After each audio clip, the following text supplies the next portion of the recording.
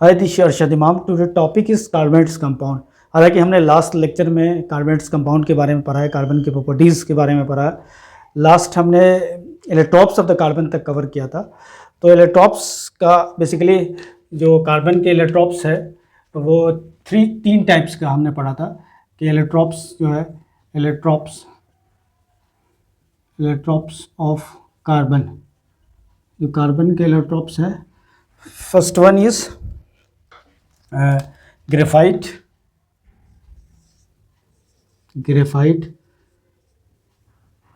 second is diamond, and third one is Buckminster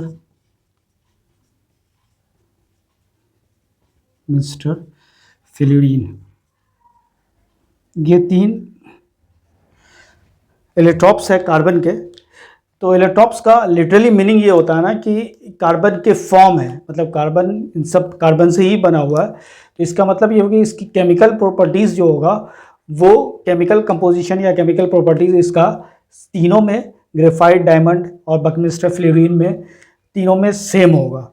but physical nature, physical property in सब का अलग अलग होगा।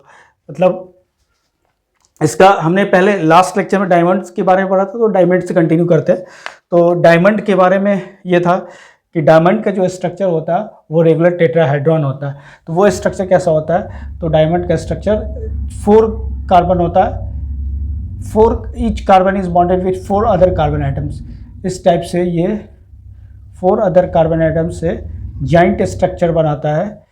और ईच कार्बन इज, अगर हम सेंट्रल कार्बन आइटम जैसे यहाँ पर अगर लेटस मानते हैं कि ये हमारा सेंट्रल कार्बन आइटम है, तो ये हर कार्बन आइटम को हमने डॉट से दिखाया है, ये सारा कार्बन आइटम है। और ये जो बॉन्ड लाइन है ये बॉन्ड है। तो ये बॉन्ड कैसा है? ये कोवेलेंट बॉन्ड है, शेयरिंग वाला बॉन्ड है। कार्बन शेयर करके बॉन्ड बनाता है, ये कोवेलेंट बॉन्ड है। तो देखो, अगर सेंट्रल कार्बन आइटम्स को हम लेते हैं तो 1 2 3 4, each carbon is bonded with 4 other carbon atoms. तो इस तरह से आगे ये जो स्ट्रक्चर फर्दर डिवाइड हो जाता है कि each carbon is bonded with 4 other carbon atom. तो ये फिर other carbon, 4 other carbon atom, मतलब हर कार्बन आइटम जो बॉन्डेड है, कोई no free carbon atom is structure. In this structure no carbon atom is free, each carbon atom is bonded. इसका मतलब ये होता है कि ये कोई भी कार्बन आइटम इसमें फ्री नहीं है। इसका मतलब ये हो गया कि ये it is a bad conductor of current electricity. क्योंकि कोई भी कार्बन, करंट इलेक्ट्रिसिटी का डिफिनेशन ही होता है कि फ्लो ऑफ इलेक्ट्रॉन या फ्लो ऑफ चार्ज। तो कोई भी कार्बन फ्री नहीं है, इस वजह से क्या होगा? It is bad conductor of current electricity,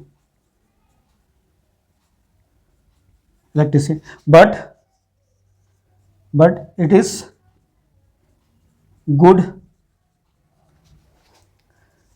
conductor of heat। But ये हीट का गुड कंडक्टर होता है, ठीक है। तो बट इसका मतलब ये हो गया कि इसका स्ट्रक्चर कैसा है? तो रेगुलर, डायमंड के बारे में पढ़ रहे हैं, रेगुलर टेट्राहेड्रॉन, याद रखेंगे कि टेट्राहेड्रॉन। तो रेगुलर टेट्राहेड्रॉन इसका स्ट्रक्चर है। और चारों कार्बन आइटम, हर carbon atom 4 other carbon atom से जुड़ा हुआ है। कोई भी कार्बन आइटम फ्री नहीं है। इसी वजह से ये बैड कंडक्टर ऑफ इलेक्ट्रिसिटी है but good conductor of heat है। तो गुड कंडक्टर हीट के होने की वजह से डायमंड का जो यूजेस है वो as a clinical thermometer, high temperature thermometer में भी यूज़ करते हैं, ठीक है। तो या हाई प्रिसीजन थर्मामीटर में भी इसको यूज़ किया जाता है, ठीक है। उसके बाद ये होता है कि डायमंड का जो रिफ्रैक्टिव इंडेक्स है ना, रिफ्रैक्टिव इंडेक्स आप पढ़ोगे फिजिक्स में, म्यू से डिनोट करते हैं इसको। म्यू आप इसको पढ़ते हो, Greek letter mu equals to होता है C/V, ठीक है। तो इसका मतलब ये होता है कि ये कितना मीडियम डेंसर है। ग्लास का बना हुआ है डायमंड, तो डायमंड का जो डेंसर मीडियम क्या डेंसिटी बताता है? तो ये हाईली डेंसिटी होता है। तो इसका रिफ्रैक्टिव इंडेक्स आप याद रखना 2.42 highest refractive index of the material होता है। तो 2.42 इसका रिफ्रैक्टिव इंडेक्स होता है लगभग। इसका मतलब ये होता है कि ये इसी वजह से रिफ्रैक्टिव इंडेक्स हाई होने की वजह से ये इसका नेचर जो होता है वो क्या होता है, ब्रिलियंस। ब्रिलियंस का मतलब होता है कि ये चमकीला होता है, ये ज़्यादा चमकता है। इसी ब्रिलियंस नेचर होने की वजह से ये इसका यूजेस किस में करते हैं, डायमंड का एज ए ज्वेलरी में यूज़ करते हैं। आई रब दिस, तो ज्वेलरी में हम यूज़ करते हैं ज्वेलरी, बट ये हाईली कॉस्टली होता है। डायमंड नेचर में फाउंड कम होता है, इस वजह से ये कॉस्टली भी होता है। एज ए ज्वेलरी में यूज़ करते हैं क्योंकि इसके रिफ्रैक्टिव इंडेक्स ज़्यादा होता है, ये ब्रिलियंस नेचर का होता है, दिखने में अच्छा लगेगा। ठीक है, उसके बाद दूसरा यूजेस अगर हम डायमंड का बोलते हैं तो एज ए कटिंग टूल में यूज़ करते हैं। सेकेंड यूजेस, फर्स्ट यूज अगर बोलते हैं कटिंग टूल, कटिंग टूल में यूज़ करते हैं। ऐसे जो कटिंग टूल होता है उसका टिप जो होता है वो क्या होता है कि डायमंड के टिप का बना होता है, डायमंड टिप होता है, डायमंड टिप। बट ये जो डायमंड होता है कटिंग टूल वाला, 90% कटिंग टूल वाला जो डायमंड होता है वो जो होता है आर्टिफिशियल डायमंड से बनाया जाता है। आर्टिफिशियल डायमंड कैसे बनता है, तो आर्टिफिशियल डायमंड ग्रेफाइट से बनाया जाता है। तो उसको बनाने के लिए कि हाई प्रेशर और टेम्परेचर पे हम ग्रेफाइट को हीट करते, हाई प्रेशर और टेम्परेचर लगा के ग्रेफाइट को कन्वर्ट करते हैं डायमंड में carbonado, that is carbonado is artificial diamond. ठीक है, तो इसको टूल से third uses as a die, diamond का डाई भी बनाते हैं, डायमंड डाई। डाई का मतलब यहाँ पे ये होता है कि किसी भी चीज़ को डाई करना का मतलब है जैसे हम टंगस्टन का वायर बनाते हैं, टंगस्टन वायर्स जो होता है वो किसका बना होता है, टंगस्टन का वायर बहुत थिक होता है, लगभग हेयर जो आदमी का नॉर्मल हेयर है उससे 10 टाइम्स स्मॉलर, 10 टाइम्स स्मॉलर। सोचो कि कितना पतला होगा वो टंगस्टन का वायर। ये डायमंड डाई के थ्रू इसको इतना थिक वायर, थिन वायर बनाया जाता है, मतलब with the help of thin, extremely thin wire. ठीक है, extremely thin wires with the help of diamond dies. Tungsten का smaller 1/10 of the hair, human hair है। तो ये डायमंड के डाई से ही टंगस्टन के वायर को बनाया जाता है। ठीक है, तो एक यूज ये है। दूसरा ये होता है कि अगर हम कटिंग टूल में डायमंड टिप यूज़ कर रहे हैं तो ये जो आर्टिफिशियल डायमंड ये कैसे बनता है। ठीक है, तो मैं बताता हूँ कैसे। तो ये आपने तो ग्रेफाइट को with the help of graphite को अगर हम इसे 20,000 डिग्री सेंटीग्रेड टेम्परेचर ये है कि 20,000 डिग्री सेंटीग्रेड एंड प्रेशर ये है कि 1 lakh times, 1 lakh times of atmospheric pressure, ATM atmospheric pressure. 1,000 time 20,000 degree centigrade पे और 1 लाख टाइम्स एटमॉस्फेरिक प्रेशर पे ग्रेफाइट को कन्वर्ट किया जाता है। इस प्रेशर, हाई प्रेशर और टेम्परेचर्स के with the help of this high pressure, and temperature, graphite is converted into artificial diamond, artificial diamond. इसी आर्टिफिशियल डायमंड का अलग नाम होता है कार्बोनेडो। तो घबराना नहीं है, कार्बोनेडो या आर्टिफिशियल डायमंड मिल जाए इसका मतलब होता है ग्रेफाइट से ही बनाया जाता है, जो 20,000 डिग्री टेम्परेचर, सेंटीग्रेड टेम्परेचर और इतना टाइम प्रेशर लगा के the high pressure and with the help of this high pressure and temperature graphite is converted into artificial diamond. That diamond is also called as carbonado. तो this artificial diamond is used in the cutting tool. 90% of cutting tools is made up of artificial diamond। जिस tool में artificial diamond use करता है वो उसका 90% जो है वो ये इसी ग्रेफाइट से ही बनाया जाता है, made up of artificial diamond. तो ये हुई डायमंड के बारे में कि डायमंड। और दूसरा ये कि जैसे इसका डायमंड जो होता है वो नॉन पोलर होता है। तो आई हैव दिस, डायमंड क्या होता है, डायमंड का नेचर नॉन पोलर है, नॉन पोलर, ये नॉन पोलर सब्सटेंस है। That's why it doesn't dissolve in water.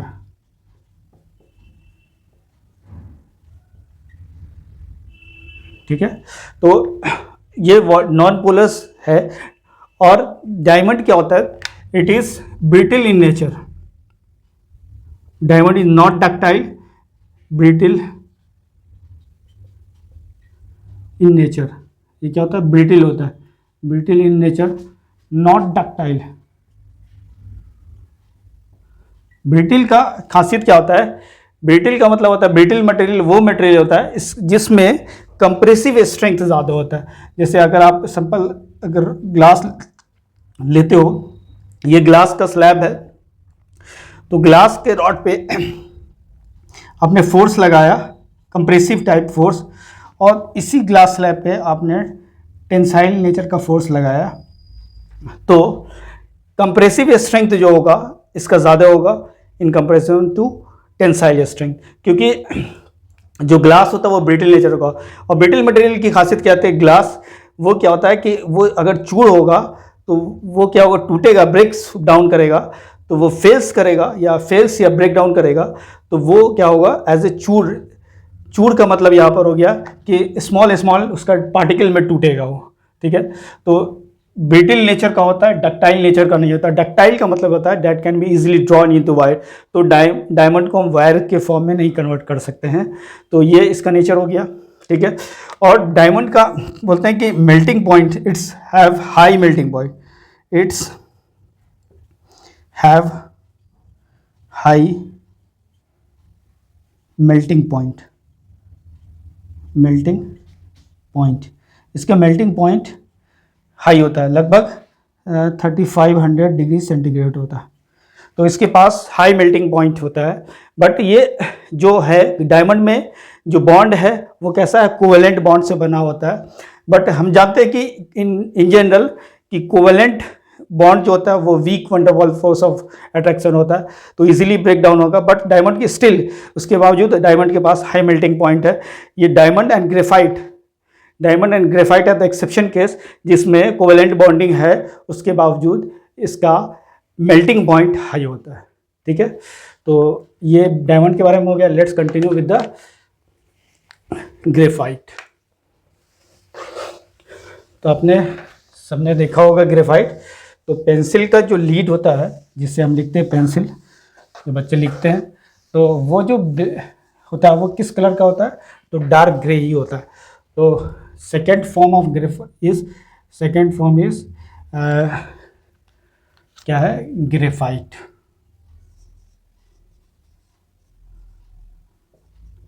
तो ग्रेफाइट का पहला कि ग्रेफाइट जो होता है वो कैसा होता है दिखने में, तो dark grey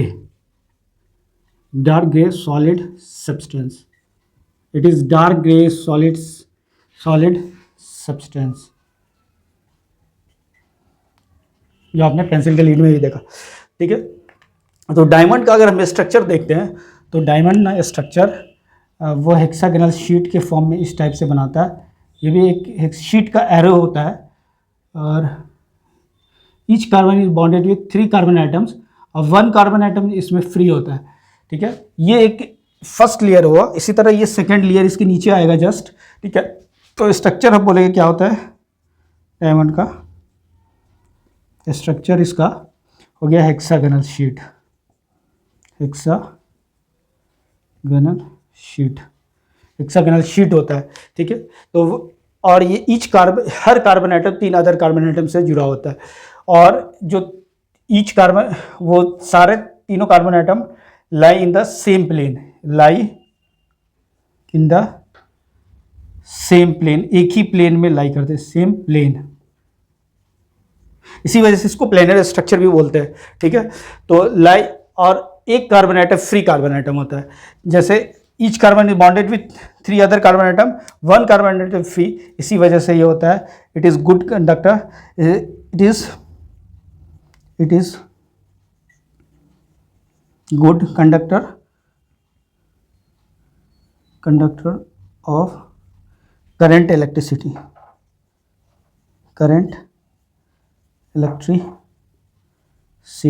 as well as heat, तो डायमंड जो है इसको बोलेंगे डायमंड का थर्मल मतलब heat, thermal and electrical conductivity is good, मतलब अच्छा है। थर्मल और इलेक्ट्रिकल कंडक्टिविटी दोनों होता है इसका, ठीक है। तो उसके बाद ये जो है ये शीट के फॉर्म में है, एक लेयर दूसरे लेयर के फॉर्म में है ऊपर, तो लेयर्स के फॉर्म में होने की वजह से ये क्या होता है, इसका नेचर कैसा होता है, तो नेचर इसका स्लिपरी नेचर का होता है। कैसा होता है, slip, one layer is slide to other layers, तो एक लेयर दूसरे लेयर पर स्लाइड कर सकता है इजीली। तो इसी स्लिपरी नेचर होने की वजह से ना इसका यूज़ एज ए लुब्रिकेंट्स में यूज़ करते हैं, एज ए लुब्रिकेंट्स, मतलब सॉलिड लुब्रिकेंट्स में यूज़ करते हैं, ठीक है। तो लुब्रिकेंट्स क्या होता है कि जैसे मशीन पार्ट में फ्रिक्शन को रिड्यूस करने के लिए लुब्रिकेंट्स को यूज़ करते हैं, जैसे ग्रीस, ऑयल्स, ये लुब्रिकेंट है। तो उसी तरह जो ग्रेफाइट है, graphite powder as a solid lubricants के रूप में यूज़ होता है। जैसे आपने जीरोक्स मशीन में देखा होगा कि डस्ट, वो ब्लैक कलर का पाउडर यूज़ होता है उसमें, that is solid lubricants is graphite powder, ठीक है। उसके बाद इसका जो मेल्टिंग पॉइंट इसका भी हाई होता है, it's have high melting point. हमने बताया कि एक्सेप्शन केस है, ग्रेफाइट एंड डायमंड के कोवेलेंट बॉन्डिंग होने के बावजूद भी इसकी मेल्टिंग पॉइंट हाई होता है। तो it's have melting point, it has melting point approx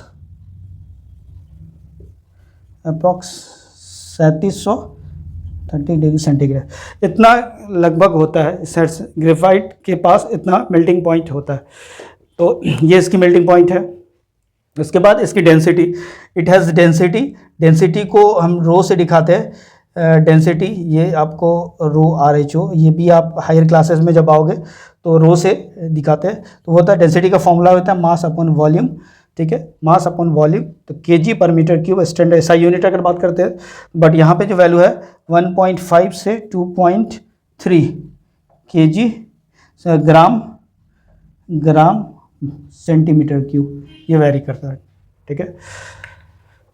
तो अच्छा, यूजेस क्या होगा इसका, तो ग्रेफाइट का uses as a pencil lead में यूज़ करते हैं, ठीक है। तो पेंसिल का जो लेड होता है वो ग्रेफाइट का बना होता है। दूसरा, इलेक्ट्रिकल कंडक्टिविटी अच्छी है, तो कार्बन का जो इलेक्ट्रोड्स होता है, जिसको कार्बन इलेक्ट्रोड्स कहते हैं, वो ग्रेफाइट का होता है। तो इलेक्ट्रोड्स में भी इसका यूज़ करते हैं।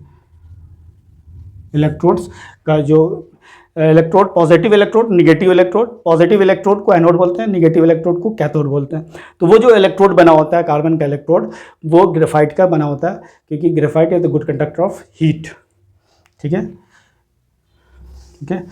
तो let's continue with the third form. Third electrodes of carbon is Buckminster fluorine. Buckminster fluorine carbon का ये तीसरा फॉर्म है, ये इलेक्ट्रोड्स है बकमिंस्टर फ्लोरीन। ये जो है फ्यूलर साइंटिस्ट है, बकमिंस्टर फ्यूलर साइंटिस्ट है, उनके नाम पे ही दिया गया।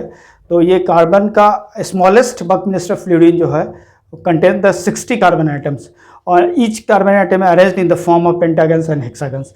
ये हेक्सागन और पेंटागन से मिलकर बना होता है, जो कि फुटबॉल लाइक स्ट्रक्चर होता है। तो इसी वजह से इसका नाम बकी बॉल भी कहा जाता है, इसको बकी बॉल। तो तो which is made up of, ये जो होता है pentagons, pentagons and hexagons, hexagon से मिलकर बनता है, जॉइंट स्ट्रक्चर बनाता है, football like structure, that is known as buckminster. तो स्मॉलेस्ट जो होता है वो कार्बन C60, ठीक है। तो स्मॉलेस्ट जो बकमिस्टर फ्लूरिन होगा वो कंटेन करेगा कार्बन C60।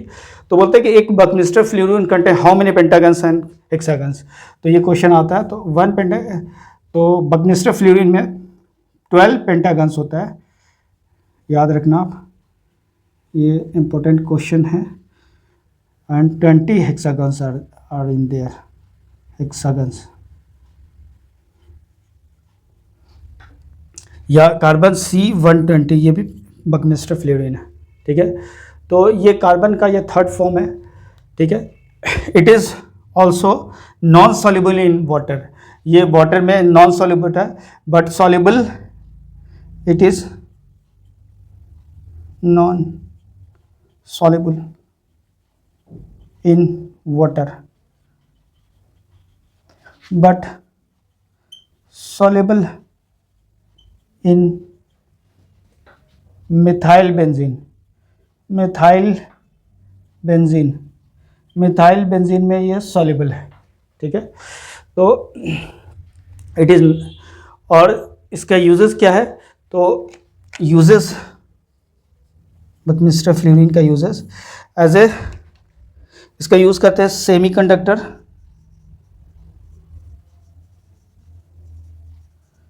सुपर कंडक्टर,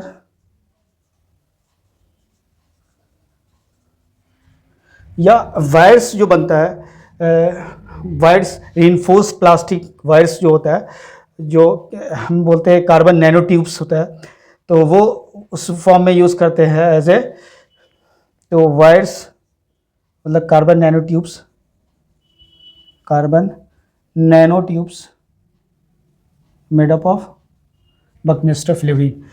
और इसका यूजेस और यूज़ करते हैं डिजीज़ में as a treatment,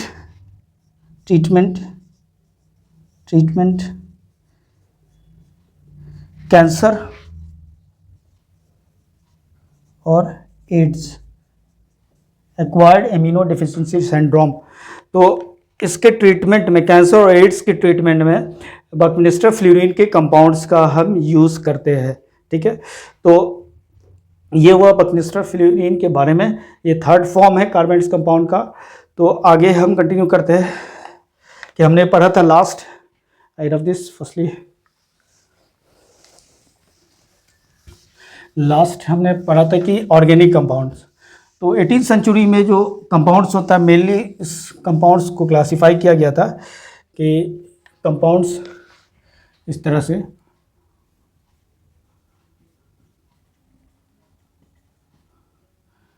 in 18th century compounds are classified into, पहले बोला गया कि या तो ऑर्गेनिक होगा, ऑर्गेनिक कंपाउंड्स, दूसरा inorganic,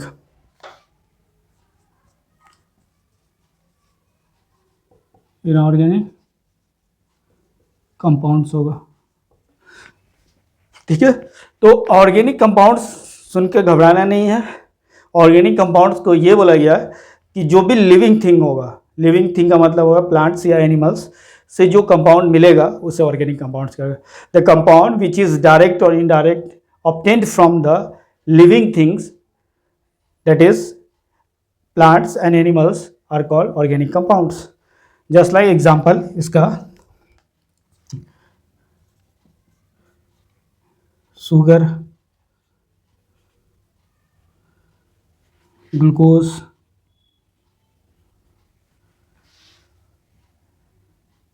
starch, fats, oils, etc, which is directly or indirectly obtained from the plant and animal, ठीक है। ये जो कंपाउंड है which is directly, indirectly directly obtained from plants and animals। ये जो हमें कंपाउंड मिल रहा है ये तो प्लांट्स या एनिमल्स से डायरेक्ट या इनडायरेक्ट फॉर्म में ही मिल रहा है, ठीक है। तो ऑर्गेनिक कंपाउंड्स इसको बोला गया कि which is obtained from the living things. Living things से जो कंपाउंड मिलेगा उसे हम ऑर्गेनिक कंपाउंड। बाकी जो compound obtained from the minerals या रॉक्स और मिनरल्स से जो कंपाउंड मिला, रॉक एंड मिनरल्स से जो कंपाउंड मिला उसे बोला गया कि ये इनऑर्गेनिक कंपाउंड है। एग्जांपल में जैसे आप मार्बल सी को बोलते हैं कैल्शियम कार्बोनेट CaCO3, ठीक है। मार्बल कैल्शियम कार्बोनेट, ठीक है, या alum rock salt etc which is obtained from the minerals. तो ये जो कंपाउंड मिनरल्स से जो कंपाउंड मिला उसे इनऑर्गेनिक कंपाउंड्स कहा गया, ठीक है। ये हमारा 18th सेंचुरी का कंसेप्ट है। 18th सेंचुरी में बर्जिलियस ने कंसेप्ट दिया कि वर्जिलियस आई रफ दिस वाइटल फोर्स थ्योरी। तो अब हम वाइटल फोर्स थ्योरी के बारे में बताते हैं। वाइटल, घबराना नहीं, वाइटल फोर्स थ्योरी, ठीक है। तो vital force theory is given by the Berzelius in 1815 में बर्जिलियस ने, किसने दिया? बर्जिलियस साइंटिस्ट थे, इन्होंने वाइटल फोर्स थ्योरी दिया। तो इनका थ्योरी क्या था? थ्योरी ये था, आसान भाषा में समझो कि थ्योरी इन्होंने ये बताया कि no organic compound can be synthesised in the lab. कोई भी ऑर्गेनिक कंपाउंड को लैब में नहीं बनाया जा सकता। इसका मतलब हुआ, इन्होंने बताया कि organic compounds always obtained from the living things. कोई भी ऑर्गेनिक कंपाउंड लिविंग थिंग्स से ही ऑब्टेन हो सकता है, नॉन लिविंग थिंग्स से नहीं मिल सकता है, ठीक है। इसका इन्होंने ये बोला, इसका मतलब ये हुआ कि उन्होंने बताया कि प्लांट्स से एनिमल्स में ही एक मिस्टीरियस फोर्स होता है कि जो ऑर्गेनिक कंपाउंड को प्रोड्यूस करता है। तो that mysterious force is called vital force. इसी मिस्टीरियस फोर्स को vital force theory, vital force कहा गया। मतलब कि no organic compound can be synthesised in the lab. मतलब ये हो गया कि organic compound is always obtained from the living things, ठीक है। तो बट इस थ्योरी को वायलेट्स हुआ, इस थ्योरी का वायलेशन हुआ इन 1828 में, जस्ट आफ्टर 13 ईयर्स। तो फ्रेडरिच वॉलर ने फर्स्ट ऑर्गेनिक कंपाउंड्स यूरिया को फॉर्म किया with that can synthesised in the lab, जो नॉन लिविंग थिंग्स से ऑब्टेन हुआ। अमोनियम साइनेट को थर्मल डिकम्पोजिशन करा के यूरिया का ऑब्टेन फ्रेडरिच वॉलर ने किया। 1828 किसने किया? तो फ्रेडरिच वॉलर, इनके ही स्टूडेंट थे बर्जिलियस के। तो इसने फ्रेडरिच वॉलर, ये भी साइंटिस्ट थे, जिसने first organic compound which is synthesised in the lab, पहला ऑर्गेनिक कंपाउंड जो लैब में सिंथेसाइज्ड किया। वो कैसे?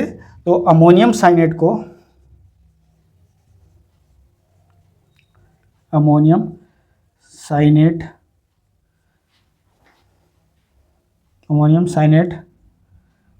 को का थर्मल डिकम्पोजिशन, क्या कहा?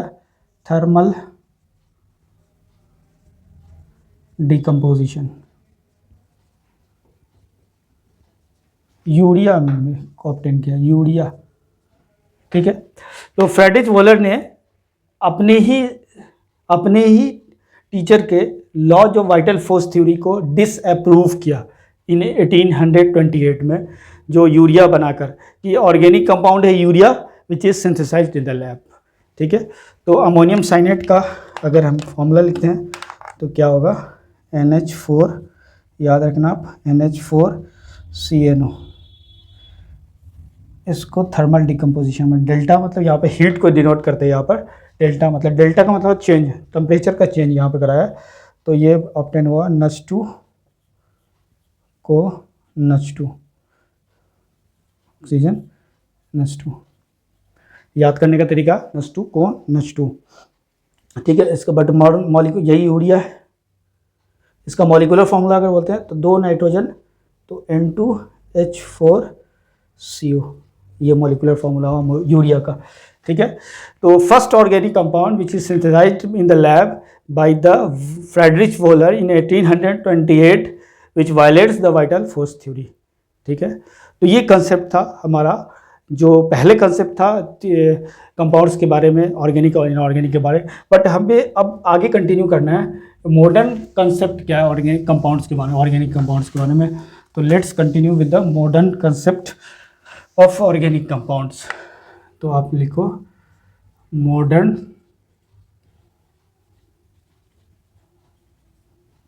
कंसेप्ट ऑफ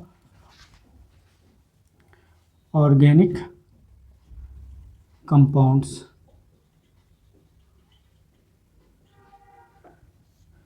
तो मॉडर्न कंसेप्ट ये बोला ना कि compound which is made up of carbon and hydrogen, compound which is made of carbon and oxygen, compound which is made of carbon nitrogen and carbon and sulphur. तो या तो carbon hydrogen से मिलकर बना हो, या कार्बन ऑक्सीजन से बनकर मिलकर बना हो, या कार्बन नाइट्रोजन से बना हो, या कार्बन सल्फर से मिलकर जो बना हो।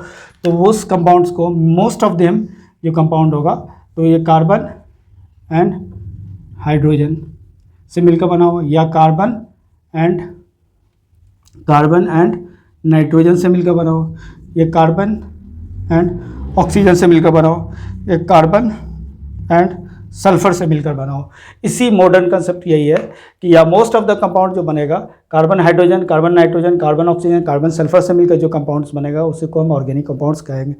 लेकिन हमें जो आगे अब पढ़ना है सिलेबस के पोर्शन में वो carbon and hydrogen containing compounds, that is called hydrocarbons. तो हम अब आगे हाइड्रोकार्बन्स के बारे में पढ़ते हैं। तो हमारा टॉपिक ये है हाइड्रोकार्बन्स। तो नाम सुन के घबराना नहीं है, हाइड्रोकार्बन्स बहुत बड़ा कंसेप्ट नहीं है, छोटा है, बस आप समझ जाओ हाइड्रोकार्बन। जैसा कि इसकी मीनिंग नेम के में ही मीनिंग छुपा हुआ, हाइड्रोकार्बन्स मतलब हाइड्रोजन प्लस कार्बन से मिलकर those organic compound which is made up of hydrogen and carbon are called hydrocarbons, ठीक है। तो हाइड्रोकार्बन्स को भी फर्दर क्लासीफाई किया गया कि हाइड्रोकार्बन को हमने क्लासीफाई इस टाइप से किया कि एलिफैटिक और एरोमेटिक में। तो अभी जो हम लोग की क्लासेस में पढ़ना है वो एलिफैटिक है, एरोमेटिक। एलिफैटिक कंपाउंड्स कर देते हैं यहाँ पर, उसी तरह एरोमेटिक कंपाउंड। तो एरोमेटिक कंपाउंड जो होगा वो आप हायर क्लासेस में पढ़ोगे। तो वो होगा कैसा, मैं बस यहाँ पर हम बताते हैं क्योंकि आपको पता होना चाहिए कि क्या आगे क्या पढ़ना है हमें, ठीक है, हायर क्लासेस में। तो एरोमेटिक कंपाउंड जो होगा उसका नेचर कैसा होगा, पहला कि ये क्या होगा, अनसैचुरेटेड नेचर का होगा,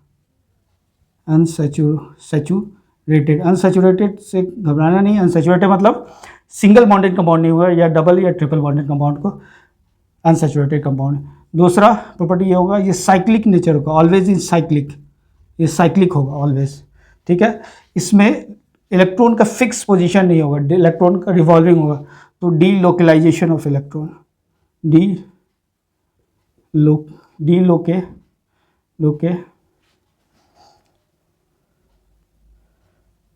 delocalisation of electrons,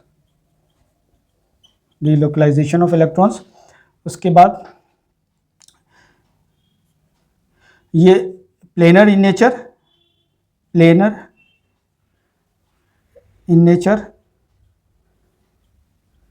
and follows, ये आप हायर क्लासेस में पढ़ोगे। ये एरोमेटिक कंपाउंड का है, फॉलोज हकेल्स रूल। इसको घबरा रहे नहीं, बस आपको पता होना चाहिए, इस वजह से मैं बता रहा हूँ हकेल्स रूल, ठीक है। तो ये इस टाइप का। और फर्स्ट जो कंपाउंड होगा वो बेंजीन कहलाता है। तो बेंजीन द फर्स्ट और starting member of the aromatic compound. तो इस बेंजीन कौन सा है, बेंजीन, जो अपने केमिस्ट्री के बुक में भी बहुत अच्छा प्यारा प्यारा सा फोटो बना होता है, वो इस टाइप का आपने देखा भी होगा, अल्टरनेट डबल बॉन्ड। यहाँ हमने डबल बॉन्ड है, एक यहाँ छोड़कर यहाँ, फिर यहाँ छोड़कर यहाँ, तो ये पूरा डीलोकलाइज्ड होता है इलेक्ट्रॉन्स पोजीशन, तो इसी वजह से इसको समटाइम्स इसको ऐसे भी लिखते हैं। तो ये बेंजीन का स्ट्रक्चर है। तो हमें एरोमेटिक कंपाउंड्स के बारे में ना हायर क्लासेस में पढ़ेंगे डीप में, ब्रीफ इन, बट यहाँ पे हमने ब्रीफ में बताया है, लेकिन यहाँ पे इसको एलिफेटिक हाइड्रोकार्बन्स के बारे में हम यहाँ पर इसके बारे में डीप में पढ़ेंगे। तो एरोमेटिक कंपाउंड्स को भी फर्दर क्लासीफाई ऐसे कर दिया है कि ओपन चेन कंपाउंड्स, दूसरा इसको ब्रांच्ड चेन कंपाउंड्स, और तीसरा साइक्लिक कंपाउंड। ठीक है, ओपन चेन का मतलब हो गया जो कंपाउंड्स होगा वो ओपन नेचर का होगा, मतलब अगर ओपन, इसमें भी आप कह सकते हो इसका ओपन में दो तरह का हो जाता है। तो ओपन में कंपाउंड जो होगा वो सैचुरेटेड हो सकता है या अनसैचुरेटेड हो सकता है। सैचुरेटेड हमने बताया है कि सैचुरेटेड हाइड्रोकार्बन उस हाइड्रोकार्बन को बोलते हैं जिसमें सिंगल बॉन्डेड हो। अनसैचुरेटेड HC इज हाइड्रोकार्बन, यहाँ सैचुरेटेड हाइड्रोकार्बन HC हाइड्रोकार्बन। तो सैचुरेटेड हाइड्रोकार्बन को ही अल्केन बोलते हैं, अल्केन। और अनसैचुरेटेड हाइड्रोकार्बन्स में आप पढ़ोगे alkyne and B second is alkyne. तो अल्कीन जो होता है वो डबल बॉन्डेड होता है और alkyne triple bonded hydrocarbon compound होता है, और ये अल्केन जो होता है वो सिंगल बॉन्डेड हाइड्रोकार्बन कंपाउंड होता है। ठीक है, तो ये सिंगल बॉन्डेड हाइड्रोकार्बन। और ब्रांच को भी आप कह सकते हो, ब्रांचिंग या तो सैचुरेटेड हो सकता है या फर्स्ट सैचुरेटेड, सेकेंड अनसैचुरेटेड हो सकता है। उसी तरह साइक्लिक में भी साइक्लिक का जो राइट ऑफ दिस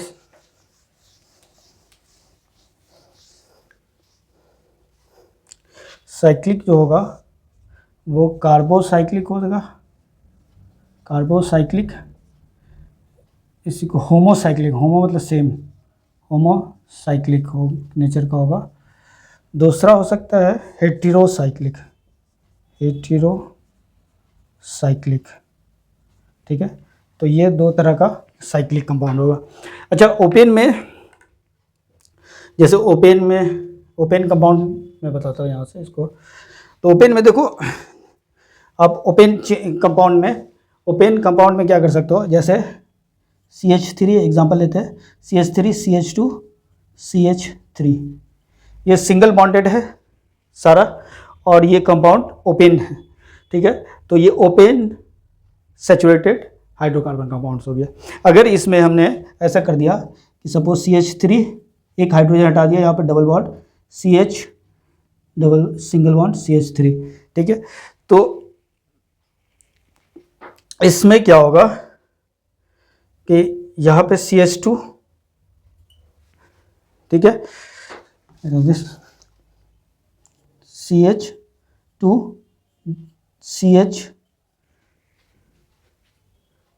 CH3, ठीक है। तो ये जो हो गया, एक हमने यहाँ पर डबल बॉन्ड ला दिया, तो अब ये क्या होगा कि ये जो कंपाउंड्स है वो कैसा है, ओपन है, बट ये डबल बॉन्ड आ गया अनसैचुरेटेड ओपन कंपाउंड हो गया। ठीक है। अच्छा, तो ये सैचुरेट, अगर इसमें ट्रिपल बॉन्डेड में भी कर सकते हैं हम, तो ब्रांच्ड कैसा होता है, तो ब्रांच्ड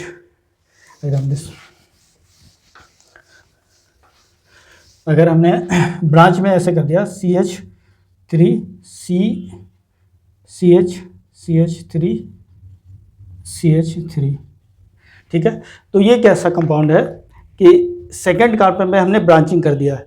ठीक है, 3 कार्बन 1 2 3, ठीक है, 3 कार्बन का ये कंपाउंड है, बट यहाँ पे ब्रांच किया हुआ है, तो ये ब्रांच चेन कंपाउंड हो गया। ठीक है, बट ये सिंगल बॉन्डेड है, तो सिंगल सैचुरेटेड ब्रांच कंपाउंड हो गया। ठीक है, अगर ये करता है CH3 CH2 डबल बॉन्ड एक CH3 और ये CH3।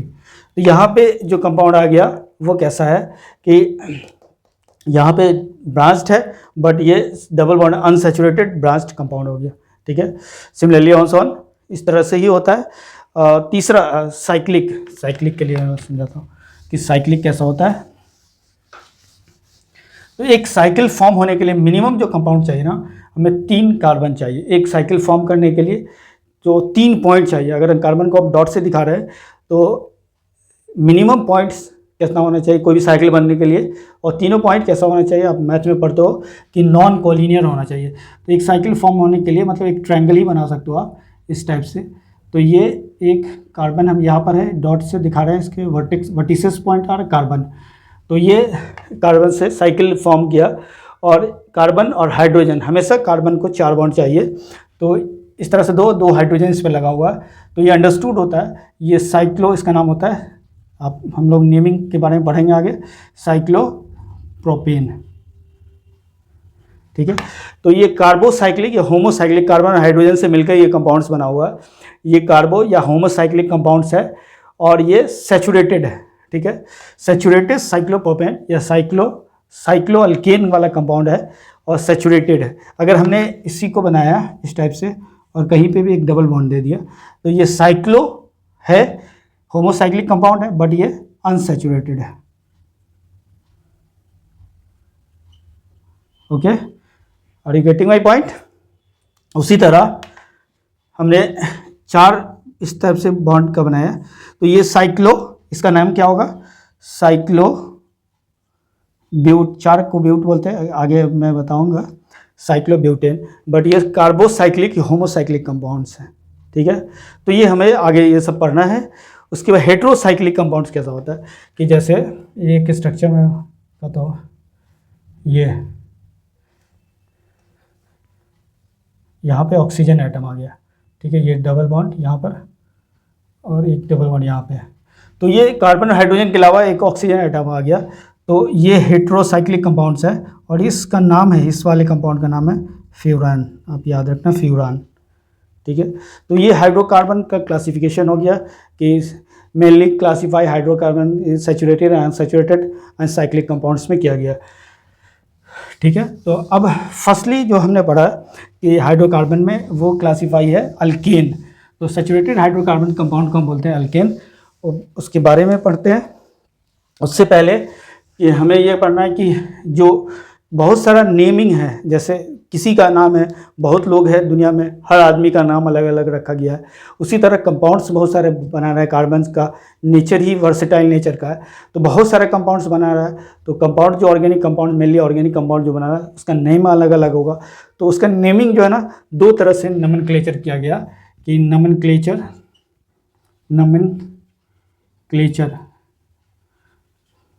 तो नोमेनक्लेचर, कौन सा क्लेचर, नोमेनक्लेचर, मतलब इसको हम रहा है नेमिंग। नोमेनक्लेचर का मतलब नेमिंग, नोमेनक्लेचर का मतलब नेमिंग ऑफ ऑर्गेनिक कंपाउंड।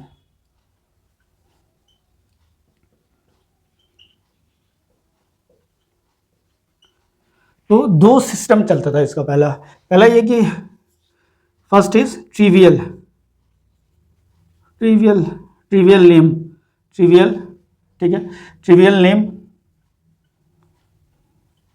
और दूसरा है IUPAC नेम, IUPAC। ठीक है, तो ट्रिवियल नेम का मतलब, ट्रिवियल का मतलब ये होता है पुराना। तो ट्रिवियल का मतलब नेमिंग ऐसे दिया जाता था कि वो सब्सटेंस कहाँ से ऑब्टेन हो रहा है, from where the substance is obtain the name is given. जैसे urine is given by the name, the urea जो है नाम दिया गया, यूरिन से, मैमल्स की यूरिन से ऑब्टेंड हुआ, उसका नाम यूरिया दिया गया। यूरिया जो इसका ट्रिवियल नेम है। ठीक है, यूरिन से ऑब्टेंड हुआ। उसी तरह IUPAC का फुल फॉर्म क्या है, ये नेम इंटरनेशनली एक्सेप्टेड है। तो IUPAC international union of pure and applied chemistry. ये इंटरनेशनली एक्सेप्टेड है कि किसी कंपाउंड का IUPAC नेम क्या होगा, ठीक है। तो इसका फुल फॉर्म है, ठीक है। तो इसमें IUPAC नोमेनक्लेचर में ये क्या है, मेनली जो IUPAC नोमेनक्लेचर में किसी भी कंपाउंड का करते हैं वो 3 पार्ट बना होता है। पहला वर्ड रूट होगा, वर्ड रूट ए अगर हम बोलते हैं इसको। बी पार्ट इसका ये होगा कि इसके पास सफिक्स होगा, और see third one is prefix. Prefix का मतलब होता है पहले लगाना है। तो प्रीफिक्स जनरली जो यूज़ करते हैं, आगे हम इसके बारे में पढ़ेंगे। प्रीफिक्स हैलो कंपाउंड्स जैसे फ्लोरीन, क्लोरीन, ब्रोमीन और आयोडीन के लिए यूज़ होता है। तो फ्लोरीन के लिए फ्लोरो यूज़ करते हैं हैलो कंपाउंड्स में जो प्रीफिक्स लगाते हैं। तो फ्लोरीन के लिए फ्लोरो, क्लोरीन के लिए क्लोरो, ब्रोमीन के लिए ब्रोमो, आयोडीन के लिए आयोडो, ये हम ऐसे यूज़ करते हैं, ठीक है। तो वर्ड रूट कितना होता है? वर्ड रूट का मतलब ये होता है कि वर्ड रूट कि कितने कार्बन का वो चेन है, जो कार्बन कंपाउंड है उसमें कितना कार्बन है, जो हाइड्रोकार्बन कंपाउंड है उसमें कार्बन कितना है, तो वो उसका वर्ड रूट डिफाइन कर। सफिक्स में भी 2 तरह का हो जाता है। तो सफिक्स 2 तरह का होता है, प्राइमरी और दूसरा सेकेंडरी। तो प्राइमरी सफिक्स क्या होता है कि प्राइमरी सफिक्स जो होता है, कार्बन कितना कार्बन कंटेन कर रहा है, मेन चेन में कार्बन कितना है, तो नंबर ऑफ कार्बन एटम्स कितना है वो तो वर्ड रूट बताएगा। प्राइमरी सफिक्स का मतलब ये हो गया कि वो जो नेचर है वो कैसे नेचर का है।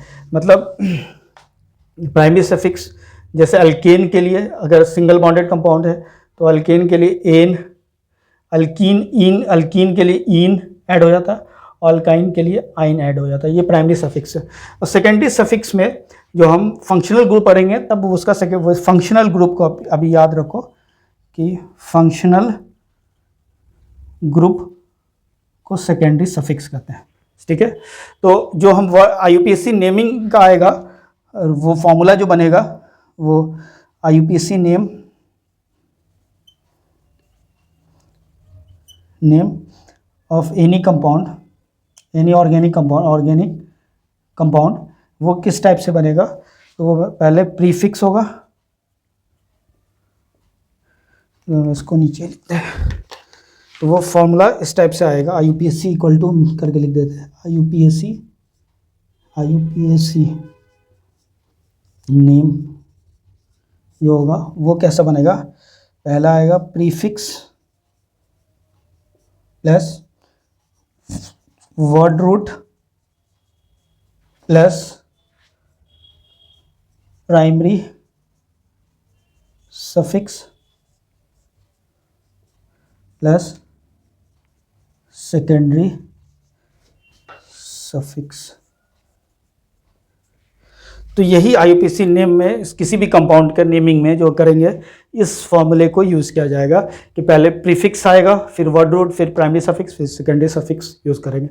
तो हमने ये बताया कि नेमिंग कैसे करते हैं कंपाउंड के बारे में। तो ये कंप्लीट हुआ। उसके बाद जो हाइड्रोकार्बन को बेसिकली क्लासीफाई अल्केन और अल्कीन और अल्काइन में किया गया, तो उसके बारे में आज हम पढ़ेंगे अल्केन के बारे में। In the next video lecture we will continue with the alkene and alkyne, ठीक है।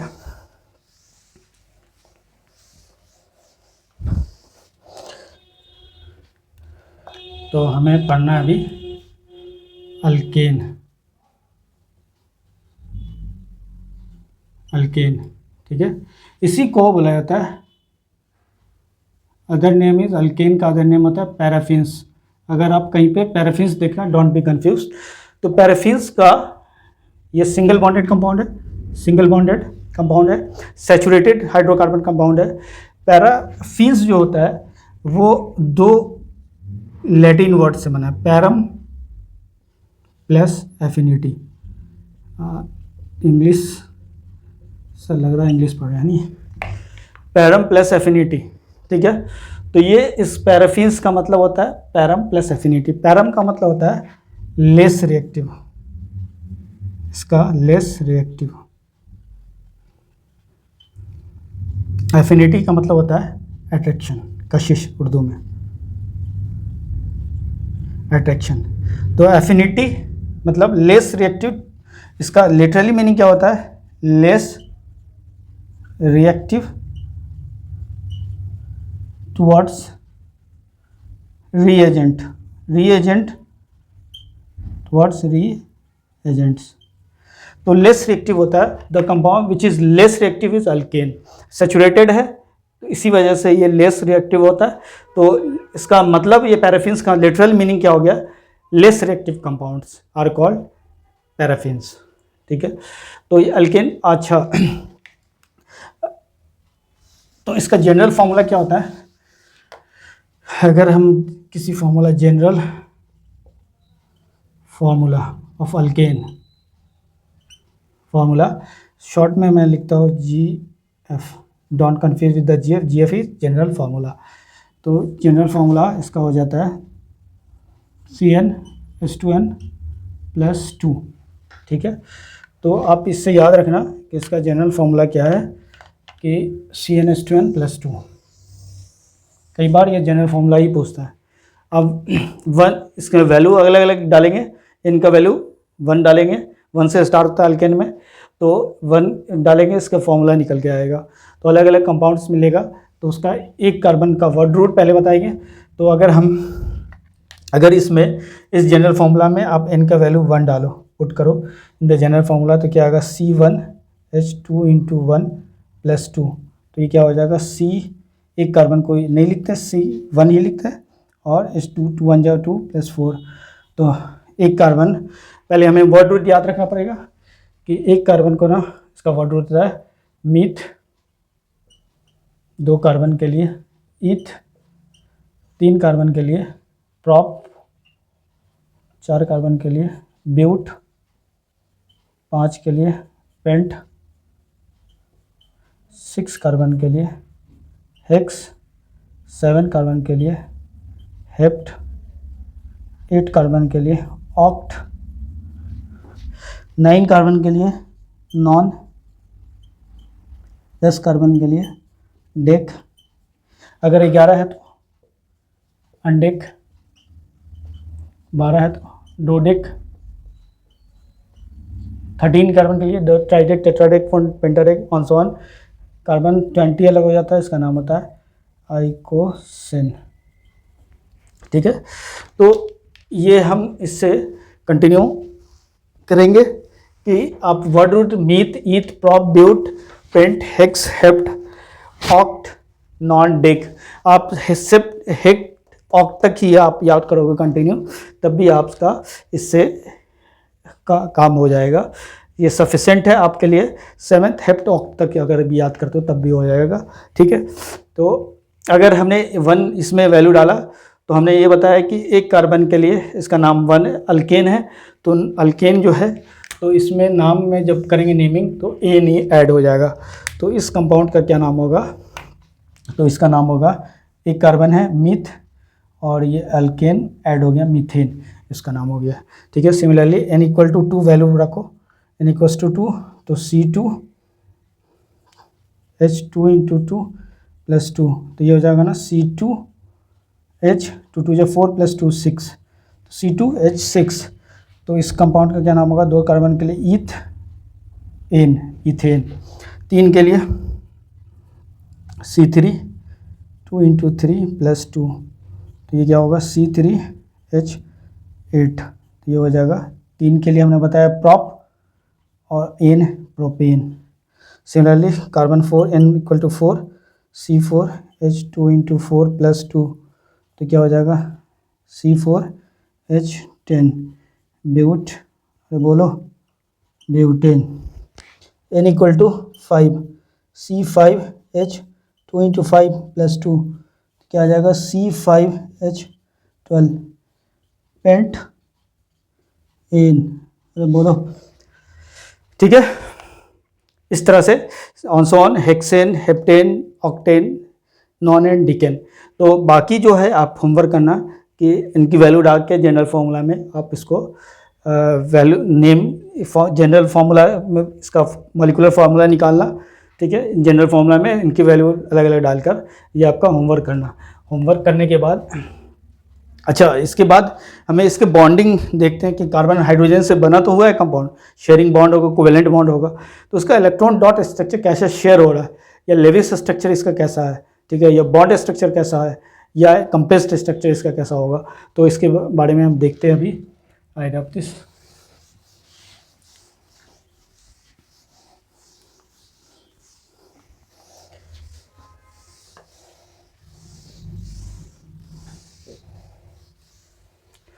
तो फर्स्ट स्टार्ट ये होता है मीथेन से। मीथेन, इसी को बोलते हैं मार्स गैस भी बोलते हैं, मार्स गैस। ये दलदल या कीचड़ में होता है, इसी वजह से इसको बोलते हैं मार्स गैस, ठीक है। तो अल्केन जो मिनरली क्या होता है, अल्केन या हाइड्रोकार्बन्स का mainly use as a fuel होता है। तो ये जो CNG का मेन कंस्टिट्यूएंट है, कंप्रेस्ड नेचुरल गैस का मेन कंस्टिट्यूएंट, अगर कोई पूछा, आप जानते होंगे कि main constituent of the CNG is methane.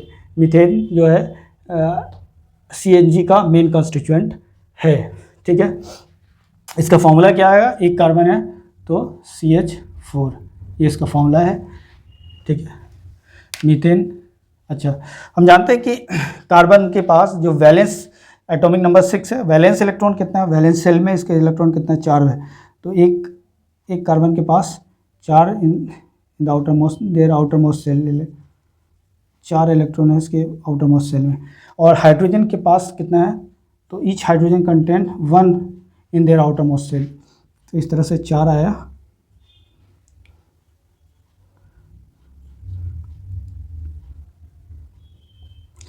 तो ये बॉन्डिंग है। अब देखो ये ना ये हाइड्रोजन का इलेक्ट्रॉन है, ये कार्बन का इलेक्ट्रॉन है आउटर मोस्ट सेल वाला, ठीक है।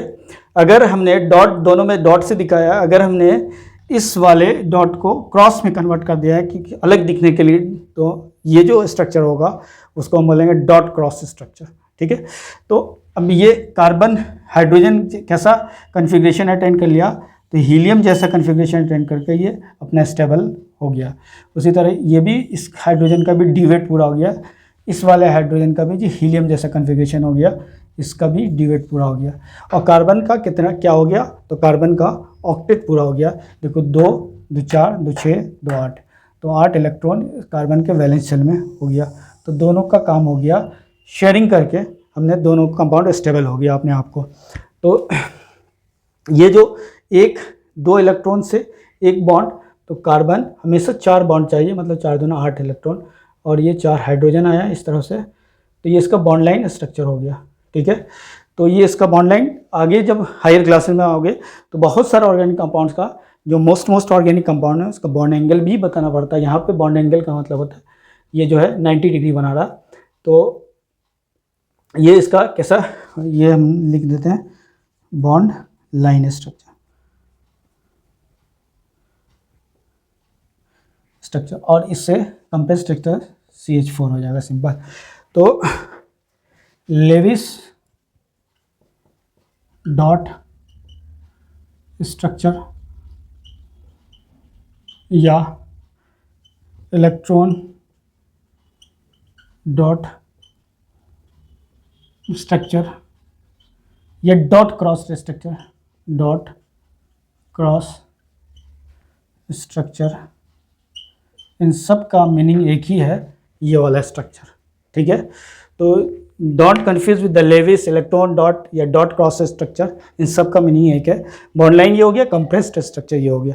उसी तरह सेकेंड इथेन के लिए हम ड्रॉ करते हैं। तो इथेन का जनरल फॉर्मूला क्या है, इथेन के लिए जो फॉर्मूला आएगा, तो N=2, तो C2H6 आ जाएगा। ये इथेन है, मतलब इसका अगर डॉट स्ट्रक्चर ड्रॉ करते हैं तो ईच कार्बन के वैलेंस शेल में 4 इलेक्ट्रॉन, 4 1 2 3 4, एक और कार्बन आया, इसके भी वैलेंस शेल में 4 इलेक्ट्रॉन, 4, इधर हाइड्रोजन आया, यहाँ हाइड्रोजन, यहाँ हाइड्रोजन, यहाँ हाइड्रोजन, यहाँ पे हाइड्रोजन, एक हाइड्रोजन यहाँ, एक हाइड्रोजन यहाँ, अब देखो हाइड्रोजन का ना डिवेट पूरा हो गया, इस वाले हाइड्रोजन का भी डिवेट हो गया, इस वाले हाइड्रोजन का भी डिवेट हो गया, इसका भी डिवेट हो गया, इसका भी डिवेट हो गया, इसका भी डिवेट हो गया। और कार्बन का क्या हुआ, तो 2 2 4 2 6 2 8, तो कार्बन का ऑक्टेट भी पूरा हो गया। तो दोनों स्टेबल हो गया अपने आप को, ठीक है। तो इस कार्बन का हो गया, इस कार्बन के लिए सिमिलरली म्यूचुअल शेयरिंग से ये बनाया, इस कार्बन का भी ऑक्टेट पूरा हो गया, ठीक है। अगर एक इस तरह से अगर बॉन्ड लाइन इसका स्ट्रक्चर दिखाते हैं, तो कार्बन कार्बन सिंगल बॉन्ड, ये इस टाइप से अब ड्रॉ करो बॉन्ड लाइन में जब भी दिखाना, तो कार्बन को हमेशा 4 बॉन्ड चाहिए। तो अभी इस कार्बन के पास कितना बॉन्ड है, तो 1 3 और चाहिए, तो 3 यहाँ पे हाइड्रोजन आ जाएगा, 1 2 3 4 हो गया, 1 2 3 4। इस कार्बन के पास अभी कितना बॉन्ड है, तो इस कार्बन के पास भी 1 बॉन्ड है, तो 3 हाइड्रोजन, 3 बॉन्ड और चाहिए, 3 हमने हाइड्रोजन दे दिया, तो 3 ये इसका भी क्या हो गया, 4 बॉन्ड हो गया। तो ये इसका बॉन्ड लाइन स्ट्रक्चर है, ठीक है। और देखो एक कार्बन 3 हाइड्रोजन 6 C2H6, ये फॉर्मूला भी आ गया। और इसी का कंप्रेस्ड स्ट्रक्चर कैसे लिख सकते हैं, तो CH3 the single bond CH3, या इसी को और कई बार डॉट में दिखाता है, तो CH3 डॉट CH3। तो ये इसका ये कंप्रेस्ड स्ट्रक्चर है,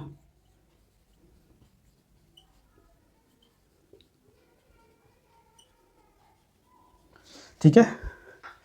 तो ये हमने लेविस डेट स्ट्रक्चर हमने 2 अल्केन के मेंबर का किया, मीथेन और इथेन का। बाकी आप propane, butane, pentane, hexane, heptane तक आपका ये होमवर्क है कि होमवर्क आप करेंगे और आपको समझ में आया। होमवर्क करने के बाद आप मुझे मैसेज करेंगे कि मैं समझ गया, यस करके। और आपको क्या करना है कि अगर नहीं समझ में आया तो you can text me, message me on the YouTube channel, ठीक है। तो आप मेहनत करोगे तो इजीली आप सब, बहुत टफ नहीं है, बहुत इजी है, आप इजीली अंडरस्टैंड कर सकते हो। बस रिक्वायरमेंट क्या है, मेहनत की रिक्वायरमेंट है कि आप थोड़ा सा सिंसियर हो जाओ। You can achieve very well in the upcoming examination. कोई भी एग्ज़ाम दोगे आप इजीली, इवन कम्पिटिटिव एग्ज़ाम कोई भी दोगे, you can tackle easily in the exams. और केमिस्ट्री का नेचर क्या है कि केमिस्ट्री आप नीट जेई के लिए जब भी प्रिपेयर करोगे तो chemistry as a scoring subject है, तो हमें सबसे पहले बहुत अच्छा सब्जेक्ट है केमिस्ट्री, आप इसमें स्कोर करके आप अपना सिलेक्शन इजीली कर सकते हो। तो बहुत बेसिक कॉन्सेप्ट सीखना है और easily you can tackle this, ठीक है। तो that's all for today, we will continue in the next lecture with alkene and alkynes, ठीक है। और इसके बारे में थोड़ा सा ये है कि आखिर अल्केन हमें मिलता कैसे, ऑब्टेन कैसे करते हैं, तो ये थोड़ा सा ना हायर कंसेप्ट है, बट अगर आप समझ पाओ तो अच्छी बात है, अदरवाइज़ कोई बात नहीं, घबराने की बात नहीं है, ठीक है। तो अल्केन का ना जो हायर क्लास में आप पढ़ोगे कि अल्केन को ऑब्टेन करने के लिए अल्केन को अल्कीन से करते हैं। अल्कीन का मतलब होता है अनसैचुरेटेड हाइड्रोकार्बन कंपाउंड से सैचुरेटेड हाइड्रोकार्बन कंपाउंड बनाते हैं। जैसे ये वाला इथीन को हमने लिया इन द प्रेजेंस ऑफ निकल कैटलिस्ट, इसका हाइड्रोजनेशन कराते हैं, तो ये जो कंपाउंड मिल जाता है ये इथेन मिल जाता है।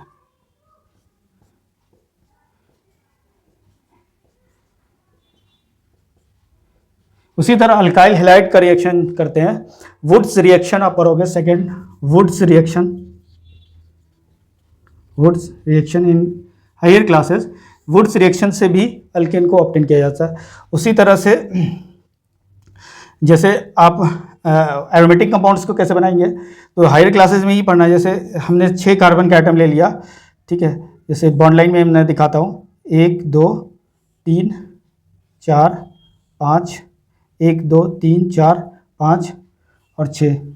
तो ये 1 2 3 4 और ये bond line structure simple understood है कि एक कार्बन को 4 बॉन्ड चाहिए। तो यहाँ पे एक कार्बन, एक बॉन्ड है, 3 हाइड्रोजन इस पे लगा हुआ, इस पे 2 हाइड्रोजन लगा हुआ, इस पे 2 हाइड्रोजन लगा हुआ, इस पे 2 बॉन्ड है, 2 हाइड्रोजन इसमें और ऐड होगा। उसी तरह से ये यहाँ पे 2 होगा, यहाँ पे 3 लगेगा हाइड्रोजन। तो इसका रिएक्शन अगर हम करते हैं Al2O3 in the presence of Cr2O3, तो ये ना बेंजीन बना देता है, ये आप हायर क्लासेस में पढ़ोगे, ठीक है। तो घबराना नहीं है, इसी कंसेप्ट, बेसिक कंसेप्ट को यूटिलाइज करना है in the upcoming higher classes also, ठीक है। तो बहुत आसान है ऑर्गेनिक केमिस्ट्री, तो आप इजीली समझ सकते हो, बट बेसिक्स यही से स्टार्ट है जो हमने पढ़ाया है। तो नेक्स्ट लेक्चर में we will continue from next lecture में हमें कंटिन्यू करेंगे अल्कीन एंड अल्काइन से, ठीक है, और उसके बारे में पढ़ेंगे, ठीक है। That's all for today, thank you for watching, ठीक है। आप ज़्यादा से ज़्यादा इस वीडियो, अगर आपको वीडियो पसंद आया तो ज़्यादा से ज़्यादा लाइक